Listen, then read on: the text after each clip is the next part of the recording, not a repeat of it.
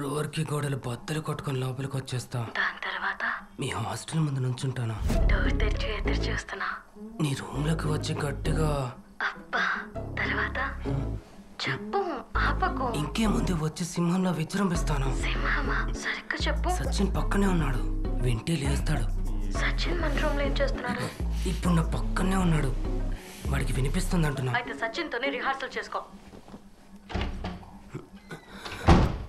పెట్టేసావా? లేదు. According to the problem, his expenditure and savings are 60 and 40 respectively.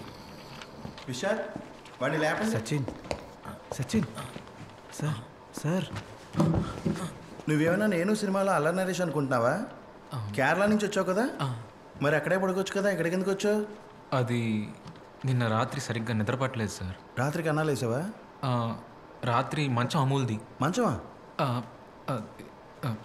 నువ్వు అక్కడ అలా గురక పెడుతుంటే ఇక్కడ క్లాస్లో నాకు ఫోకస్ పోతుంది. సారీ. గురక పెట్టకుండా నిద్రపోగలవా? గురించి ఇంకా స్కూల్ డేస్ గుర్తొస్తున్నాయి. Everybody listen, no one sleep in my class except Sachin. నువ్వు పడుకో. నాలాగా సరదాగా రూమ్లో కూర్చొని చదువుకోవచ్చు కదరా. నీకు ఇంత బద్ధకం అని తెలిసి నేను నాతో పాటు తీసుకొచ్చామనే కాదు. వికాస్ గారు నన్ను చెన్నైకి రమ్మని పిలుస్తున్నాడు. నేను కూడా ఇవన్నీ వదిలేసి చెన్నై వెళ్దాం అనుకుంటున్నాను. యూకే వెళ్ళే వరకు అక్కడే ఉంటా. అరే నువ్వు ఏదో ఒక్కదాని మీద ఫోకస్ చేయి. నన్ను చూడు, నేను ఒక్కటే గోల్ పెట్టుకొని దూసుకుపోతున్నా. ఆ ఒక్క గోల్ ఏంటో నాకు తెలుసులే. ఐఐటి రూర్కి బెడ్రూమ్ గోడలు వదలగొట్టి పత్యాపారం చేయటమేగా. ఎరా మొత్తం వినేసావా? మరి వినకుండా అయినా ఆ మాటలేంటే మనిషి అన్నవాడికి ఎవరికైనా నిద్ర వస్తుందారా? అబ్బో, అశ్లీల సాహిత్యం అది. ఉల్లు రైటర్స్ కూడా సిగ్గుపడాలరా నీ పదాలు భావాలు వింటే. మంచి కెరీర్ ఉంది నీకు అందులో. ఎందుకురా అంత కక్కుర్తి నీకు? అరే అది బాగానే ఎక్స్ట్రాల్ చేసావు, తిని ఇంకా.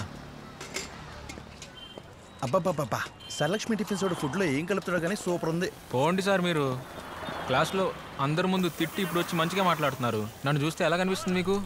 అరే క్లాస్ రూమ్లో నేను స్ట్రిక్ట్ టీచర్ రా, ఇక్కడ నేను మీకు మంచి ఫ్రెండ్ని. మీకు అర్థం కాలేదా?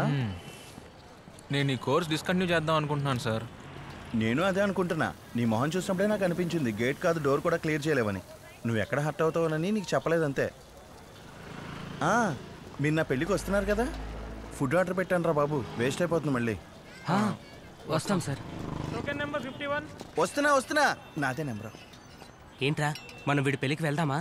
నీకేమైనా పిచ్చెక్కిందా? ఆంధ్రాకి వెళ్ళాలి. ఈ ఎండలో బస్సులు ట్రైన్లు ఎక్క అంత దూరం ఎవడెళ్తాడు? నేను రాను. ఒక పని చేద్దాం, బస్సు కాదు నేను బండి అరేంజ్ చేస్తా. బండే? ఏం బండి? నేను సెట్ చేస్తాగా. ఎంతైనా సరలక్ష్మి టిఫిన్స్ వాడు ఏం కలుపుతాడో కానీ సూపర్ ఉంటుందిరా.